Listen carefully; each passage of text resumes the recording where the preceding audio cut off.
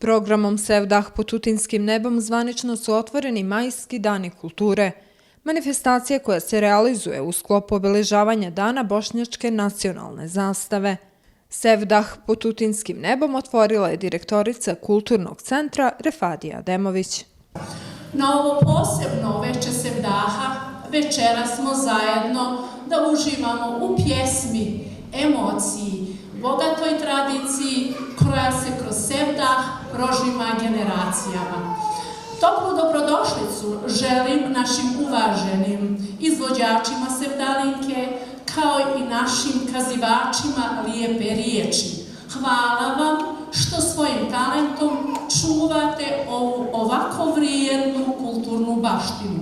Također od srca zahvaljujem svom kolektivu i timu Kulturnog centra koji je predano radio kako bi ovaj program se ispoštovao na najbolji mogući način. Želim vam ugodno veče i uživajte u Sevdahu. Ovo veče Sevdaha i emocije okupilo je ljubitelje izvorne muzike, a na sceni su se smenjivali istaknuti umetnici Rustem Muratović-Ljuca, Ivona Rogatica, Rifat Ramović i Haris Šehović, dok je kao gošća večeri nastupila Emina Šehović. Pro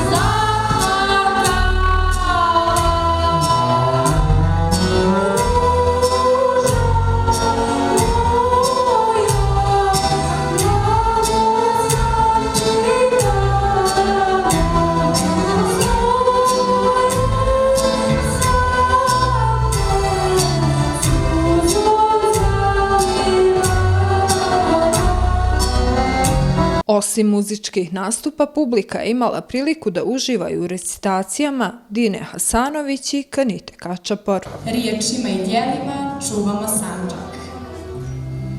Kada znaš da potičeš iz zemlje kao što je Sandžak, nosiš u sebi ponos koji se ne može opisati riječima. To je sreća i čast. Živjeti tamo gdje se ljudi dostojanstveni, gdje se stariji poštuju, komšije pomažu, a dijeli čak i kada se ima malo. Svakome je svoja domovina najljepša, ali Sandžak je više od najljepšeg. To je osjećaj, dah i duša. Zaboraviti nikada neću taj Sandžak krvavi, što caruje u zabludama, što nad njim bolan krik se prolama. Tamo su moji djedovi ginuli, raspojasano živjeli pijeni u svatovskim dolamama.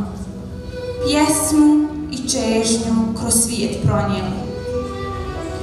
Bodu me kao strijele ta sjećanja na rat. O, kada niko nije bio brat, kada klali su nas ko brave i krave bez strepnje, bola i strave. Išli raspjevani niz drum u novom svječanom odijelu, ko svati i drevni junaci. Boli me čežnja žalovita za rijeku, za zemlju, za dan u bijelom prozirnom svitanju. Putujemo ko čergaši od sela do grada, puni nam džepovi ispisanih pasoša, srca jada.